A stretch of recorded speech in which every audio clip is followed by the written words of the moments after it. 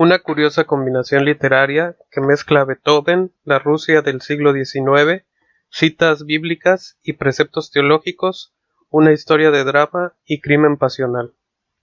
Si eres demasiado joven, tal vez todavía no te has hecho los cuestionamientos que plantea esta novela, pero si ya tienes cierta edad, probablemente tengas alguna experiencia sobre el matrimonio. Tal vez estés a punto de dar ese gran paso, o tal vez ya lo diste, y tienes varios años viviéndolo.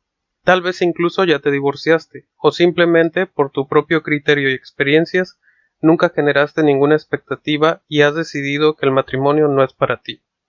Sea cual sea de estos casos, Tolstoy parece abarcar en su obra todos esos espectros y dudas. A través de su personaje ficticio nos lleva a situaciones y escenarios más comunes de lo que pudiéramos pensar. Como dato curioso, la sonata de Kreutzer es una pieza clásica compuesta por Beethoven, un acompañamiento musical entre violín y piano, teniendo una duración de poco más de 40 minutos. Inicialmente, Beethoven había dedicado su obra a un violinista con quien interpretó la pieza. Sin embargo, ese violinista hizo un comentario desagradable hacia una de sus amigas y decidió cambiar la dedicatoria a otro violinista de nombre Rodolphe Kreutzer, considerado en ese entonces como el mejor violinista de la época. Curiosamente, Kreutzer nunca tocó la pieza de Beethoven, aludiendo que era intocable. La sonata Kreutzer, publicada en 1889 por el novelista ruso León Tolstoy, relata una historia de drama y crimen pasional, que de a poco se va convirtiendo en un discernimiento y un debate personal del personaje sobre lo que cree entender como amor, matrimonio, teología, las relaciones con la mujer y sus pasiones desbordadas. Dicho lo anterior, comenzamos. La novela empieza con fragmentos de 2 citas bíblicas de San Mateo. Pero en verdad os digo que quien mira a una mujer para desearla ha cometido ya un adulterio en su corazón. Y sus discípulos le dijeron: si tal es la condición del hombre, no conviene casarse. Pero él les dijo: no todos son capaces de eso, sino solamente aquellos a quienes está permitido. Porque hay eunucos que nacieron tales desde el vientre de su madre, los hay a los que otros hombres hicieron eunucos, y los hay que se hicieron eunucos a sí mismos para ganar el reino de los cielos. El que pueda comprender esto, que lo comprenda. Con lo anterior de entrada se nos plantean principios teológicos sobre el adulterio y el divorcio. Como anotación, un eunuco hace referencia a un hombre castrado, que carece de sus genitales de forma total, parcial o que estos han sido inutilizados. En la historia se encuentran muchas culturas que los describen, entre ellas algunas culturas asiáticas del pasado utilizaban eunucos para el cuidado del harem imperial. Otras veces, ser eunuco era consecuencia de haber cometido algún crimen o delito. Como fuera el caso, llegaron a existir eunucos con fama y poder dentro de su sociedad. Como ejemplo, podemos mencionar a Bagoas, que logró impresionar a Alejandro Magno y posteriormente servir en su corte. Después de estos 2 fragmentos de las citas bíblicas comienza la historia como tal. Se nos menciona un hombre que viaja solo en tren, que bien puede ser Tolstoy o nosotros mismos como espectadores, y en su viaje empieza a ser espectador de una charla entre pasajeros. Una pareja ha sacado el tema del matrimonio y sus dificultades. Por lo poco que ha escuchado nuestro viajero, el marido parece ser abogado. Un viejo comerciante alude como éxito del matrimonio la capacidad del hombre para dominar a la mujer. La esposa del abogado intenta discutir que se necesita de amor para consagrar el matrimonio, pero el viejo comerciante renuente le responde que no. Solo los hombres débiles que no podían dominar a su mujer sufrían, y de forma merecida, dejándola cada vez más molesta con sus argumentos. El comerciante recuerda que incluso en tiempos anteriores a él, el amor era inexistente, ya que las parejas se formaban prácticamente sin conocerse, y tal vez con el tiempo llegarían a amarse. Finalmente, el viejo se retira y la mujer parece aliviada por la retirada de aquel señor, de ideas antiguas y salvajes hacia la mujer y el matrimonio, como en tiempos de Iván el Terrible. El abogado intenta apoyar los argumentos de su mujer, indicando lo lejos que se encuentran de las ideas de Europa, como lo eran los derechos de la mujer, su libertad y el divorcio. A la plática casual se agregó otro viajero, que antes parecía estar lejos de la conversación, un tipo de semblante nervioso y exaltado. Le preguntó a la mujer sobre el amor, específicamente qué era el amor para ella, de forma inquisidora. La mujer, con un poco de vacilación, respondió que era la elección de uno sobre todos los demás. De nueva cuenta, e irritado el hombre, le cuestionó que si era la elección de uno sobre todos los demás, ¿cuánto tiempo duraba eso? La mujer le respondió que mucho y toda la vida. El hombre soltó un rotundo no. Eso solo ocurría en las novelas. El amor, si es que existía, duraba meses, tal vez horas, y eso era la realidad. El amor del que ellos decían hablar era del que todos los hombres sentían por las mujeres bonitas, pero no por su esposa.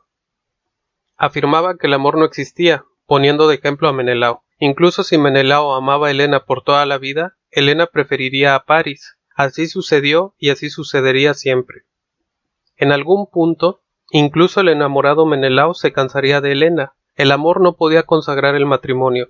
En todo caso, lo destruía, según él.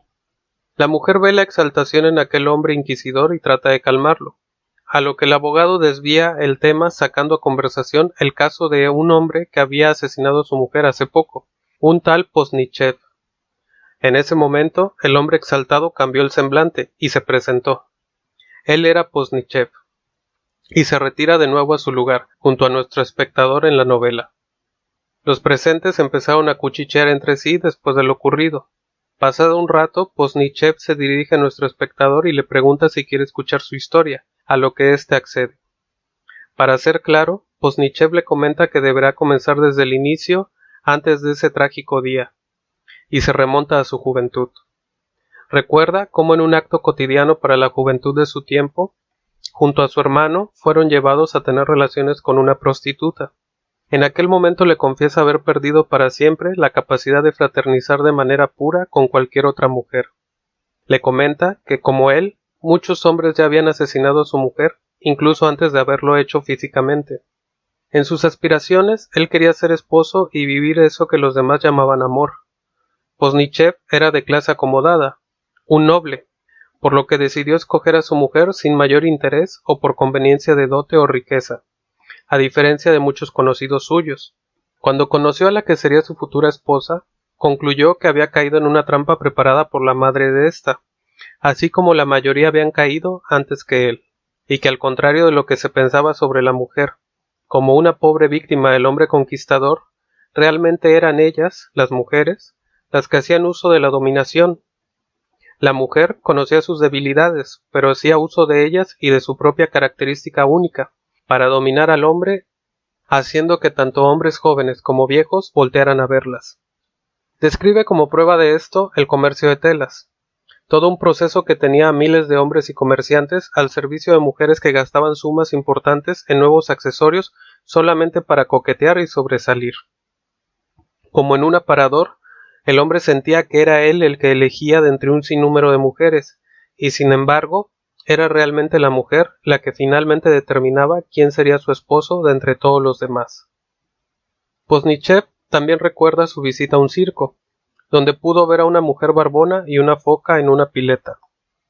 En realidad, la mujer barbona era un hombre con corset, y la foca un perro con disfraz.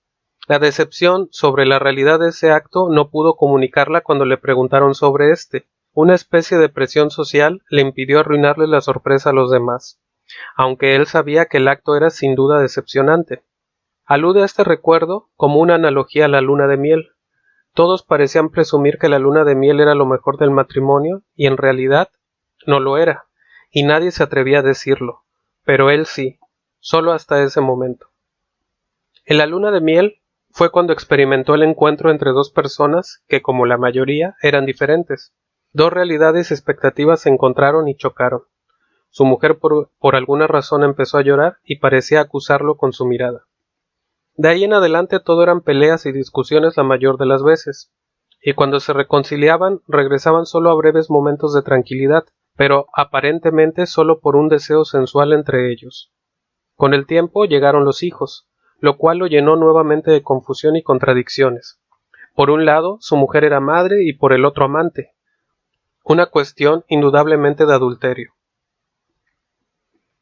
En sus comentarios, Posnichev alude a los médicos como los sacerdotes de la ciencia. Con desprecio los llama los predicadores de la verdad. Los médicos particularmente le eran desagradables, por el hecho de que fomentaban en la mujer la capacidad de deshacerse de la maternidad. De hecho, fue cuando su mujer dio a luz a su primer hijo que un médico le indicó que sería incapaz de amamantar, por lo que tuvieron que contratar a una nodriza, una mujer que a sus ojos le quitaba el alimento a sus propios hijos para dárselo al suyo. Aquello le parecía repulsivo, además que después tuvieron 4 hijos más a los que su mujer pudo amamantar con normalidad. A su parecer, había sido una equivocación del médico la que había propiciado que su mujer abandonara parte de su maternidad sin razón alguna. Fue con su 5.º hijo que los médicos aconsejaron a su mujer no tener más. Fue en ese momento cuando más rencor adquirió hacia esta profesión. Pensaba que la maternidad le daba propósito a su mujer y cierta calma a su matrimonio, y ahora su mujer regresaba a un estado como cuando era soltera. Su mujer adquirió mejor forma física y lucía atractiva. Apenas tenía 30 años, y como las mujeres de su edad, todavía atraía las miradas de otros hombres. Eso generó demasiada preocupación en él, esperando siempre lo peor. Y como breve nota, dentro de su vida personal, León Tolstoy se conoce que tuvo un total de 27 hijos. 13 de ellos los tuvo con su última esposa, Sofía Vers, por lo que es fácil comprender en este punto las impresiones sobre lo que para el autor era el papel de la mujer en la maternidad. Regresando a la novela, Posnichev sigue contando su historia. A su relato se añade otro personaje, Trukhatchevsky, un músico joven y educado, un violinista que por azares del destino llegó a su casa. Posnichev conocía a la familia de Trukhatchevsky y sabía que éste andaba por Europa estudiando música. Vio en aquel hombre una amenaza ya que era encantador. A pesar de sus temores, Posnichev lo invitó a su casa y le comentó que su mujer tocaba el piano. Internamente él pensaba que podía deshacerse de aquel tipo con solo pedirlo, pero por alguna razón decidió continuar a pesar de sus miedos. De cierto modo, Posnichev veía en Trukhatchevsky una versión juvenil de sí mismo. Como hombre, sabía cómo se miraba a la mujer, incluso la ajena, y eso le causaba más temor y furia. Posnichev presentó a su mujer con Trukhatchevsky, observándola detenidamente como esperando atraparla en la acción de un delito. Con todas las sombras en su cabeza, alentó a ambos para que ensayaran y prepararan una presentación musical un fin de semana en su casa. Posnichev se sumergió profundamente en sus celos y elucubraciones mentales. Su esposa fue a verlo a su despacho y quiso acomodarse junto a él esperando que éste le contara qué pasaba. Posnichev estalló en cólera y empezó a arrojarle objetos intentando no acertarle ningún golpe. Su mujer se puso mal entrando en un estado de histeria teniendo que ser llevada al médico. Después de lo ocurrido, su mujer lo dejó. Él no sabía a dónde había oído y entró en preocupación. Pensó 1000 lugares e incluso que ella se hubiera suicidado. Al poco tiempo llegó la hermana de su mujer. Su mujer se había refugiado en casa de su hermana y la hermana había ido a confrontar a Posnichev reclamándole el porqué de sus actos. Finalmente, su mujer regresa a casa y Posnichev le revela sus celos por Trukhatchevsky, y ella, tranquila y paciente, le explica que nada de eso podía ocurrir. Le propone incluso cancelar la velada del fin de semana donde ellos tocarían y dejar de ver al señor Trukhatchevsky en adelante. Posnichev se siente seguro con las palabras de su esposa, pero decide no cancelar la velada. Le parecía vergonzoso cancelarlo, ya que las invitaciones ya estaban entregadas. La velada transcurre con la mirada fija de Posnichev. Observa cómo su mujer y el violinista tocan la obra de Beethoven, la sonata a Kreutzer, una pieza que le parecía extravagante y perniciosa por el ritmo de la misma. Observa en su mujer y el violinista una complicidad de quien comparte un gusto o un arte, y lo peligroso de aquella complicidad. La velada termina y Posnichev parece satisfecho y contento porque la velada fue un éxito con sus invitados, y brevemente apacigua sus emociones al ver que su esposa despide sin mayor algarabía al violinista. Días después, Posnichev tiene que ir por trabajo al Consejo Central y parte de su casa con la tranquilidad de saber que aquel violinista pronto regresaría a Europa. Ya en su trabajo recibe una carta de su mujer donde ésta le comenta que Trukhatchevsky estaría una última ocasión para ensayar con ella. Inmediatamente regresan a él los celos incendiarios, pensando que nada tenía que hacer el violinista con su mujer si ya estaba por irse. Empezaron a circular en su mente imágenes y escenas que lo torturaban, imaginaciones mentales que alimentaban sus celos. Como aquel que disfruta de lastimarse, llega a él un recuerdo olvidado de hace mucho tiempo, una conversación que tuvo con uno de los hermanos de Trukhatchevsky. Cuando platicaba con éste sobre si gustaba de visitar Lenocinios, el hermano le contestó que no era de un hombre respetable visitar tales lugares, además del temor a contraer enfermedades venéreas. Era más fácil tener relaciones con una mujer decente aunque fuera un poco madura, obesa o incluso le faltara un diente, haciéndole un favor a ésta tomándola por querida. En su trance y obsesión mental, Posnichev relacionó aquella vieja conversación que sostuvo con un hermano del violinista con las imágenes ficticias de su esposa y su traición que se construían en su mente. Sin pensarlo, avisa al Consejo Central que tiene que regresar a Moscú por un imprevisto, y parte hacia allá. El viaje en carruaje tuvo momentos de paisajes hermosos que por momentos le hacían olvidar a Posnichev a dónde se dirigía y con qué intenciones. Conforme se acercaba a su casa, su corazón se aceleraba y se apoderaban de él los sentimientos y celos que hacían enfermar. Ingresó a su domicilio ya de noche, y vio las luces prendidas, lo cual pensó era extraño por la hora. Ingresó con mucho cuidado y uno de los sirvientes que lo recibió le confirmó lo que él ya esperaba, con ansias. El señor Trukachevsky estaba con la señora practicando, le dijo el criado de forma entusiasta, esperando que eso alegrara a su amo. Después de ese comentario, el criado fue despachado para que no comunicara que el señor de la casa había llegado. Mientras se acercaba, sin hacer ruido ni alertar a nadie de su presencia, pasó por los cuartos de sus hijos, y entró en desesperación. ¿Acaso su esposa era capaz de tales vilezas junto al cuarto de sus hijos? Incluso, en su embriaguez mental, llegó a pensar si en verdad esos eran sus hijos. Tal vez su mujer ya había tenido otros amoríos. Tomó un poco de tiempo para armarse de valor y entregarse por completo a la irracionalidad y sus celos como una bestia feroz. Tomó un puñal con acero de Damasco que tenía en su despacho y se acercó, sin zapatos para no hacer ruido. Entró al comedor y ahí estaban su mujer y Trukachevsky. El violinista saltó del susto al verlo y le pareció ver en su mujer una expresión de odio como aquella mujer que es interrumpida en un momento de satisfacción. O por lo menos, eso fue lo que él vio en su viciosa imaginación y consumido por los celos. Quiso esperar a que ambos dieran alguna explicación que lo sacara del paso satisfactoriamente. Trukachevsky le comenta que acababan de tocar una pieza y su mujer se decía contrariada por la sorpresa de que él estuviera ahí. Después de las palabras de ambos, se sintió reconfortado porque era precisamente lo que él esperaba escuchar, como quien espera la confesión incriminatoria de cualquier criminal. Posnichev fue entonces poseído por una furia incontrolable. Se abalanzó sobre su mujer para elegir dónde herirla, y sin esperarlo, fue Trukachevsky quien intentó detenerlo pidiéndole que se calmara. Posnichev se fue sobre el violinista, y tal debió ser la furia que el violinista se puso de semblante pálido tal que parecía un cadáver. Intimidado por toda aquella rabia y furia desbordada, Trukachevsky logró zafarse y salir de ahí. Quiso perseguirlo, pero su mujer lo detuvo del brazo. Con un golpe al rostro, Posnichev logró que su mujer lo soltara, y al darse cuenta que estaba descalzo, decide no perseguir a Trukachevsky. Piensa que por la naturaleza de los hechos, sería denigrante perseguir al amante de su mujer sin zapatos. Se dirige a su mujer y ésta trata de detenerlo sujetándolo del brazo donde tiene la daga. Ella le pregunta sobre lo que le pasa. Que entre en razón. Entre ella y el violinista no estaba pasando nada. Furioso, Posnichev le pide que deje de mentir. La agarra del cuello para estrangularla y por debajo de las costillas del lado izquierdo le clava la daga. Posnichev detiene brevemente el relato para asegurar que quien dice haber perdido el conocimiento o la capacidad de recordar lo que había hecho en un lapso de furia, estaba mintiendo. Él lo recordaba perfectamente como si estuviera sucediendo en ese momento. Incluso recordaba la resistencia del corset al ser penetrado por el puñal. En todo momento estuvo consciente del acto criminal que cometía, y que incluso antes de clavarle el puñal, todavía había alguna posibilidad de reconciliación, pero él decidió aún así clavarle el puñal. Vio a su mujer intentando sacar el puñal sin éxito, y por un momento pudo ver a su mujer indefensa, siendo atacada por él. Sacó el puñal como queriendo retractarse, pero ya era tarde.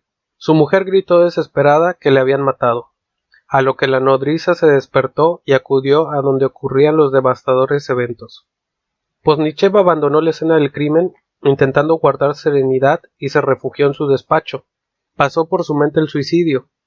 Llamó a un criado para que se comunicara con la policía y empezó a fumar.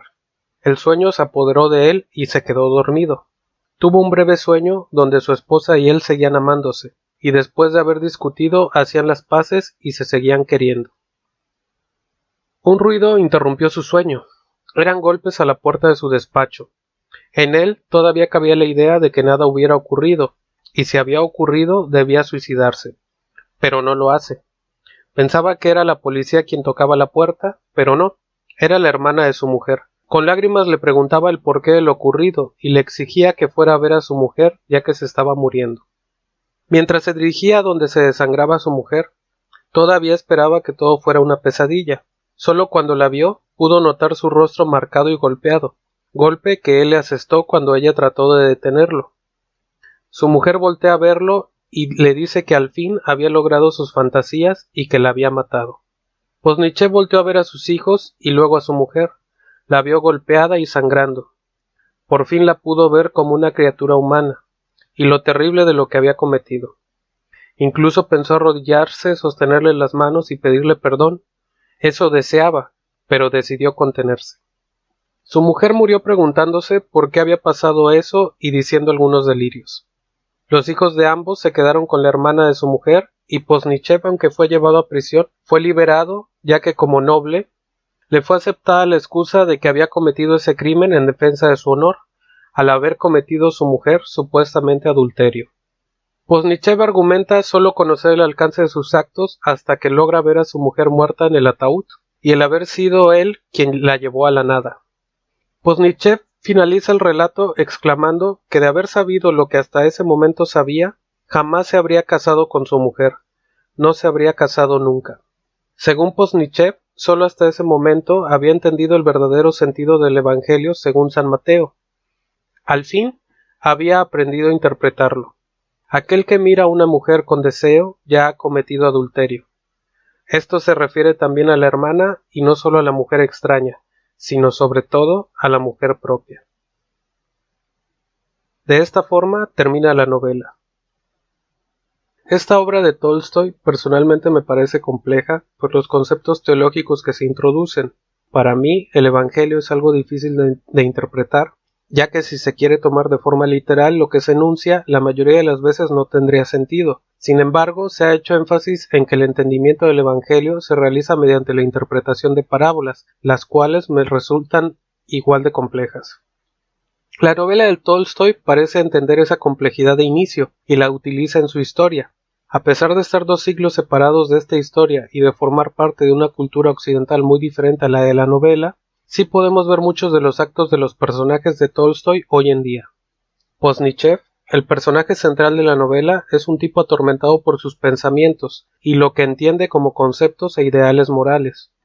Ve en sí mismo fallas que son irreparables y sin embargo no renuncia a lo que él entiende como el ideal del matrimonio. La relación con su mujer se vuelve insoportable desde el momento que se da cuenta que no la comprende, y la empieza a ver con los ojos de cualquier otro hombre. Posnichev no solo ve en su mujer errores, más bien ve en ella sus propios errores y el reflejo de sus temores.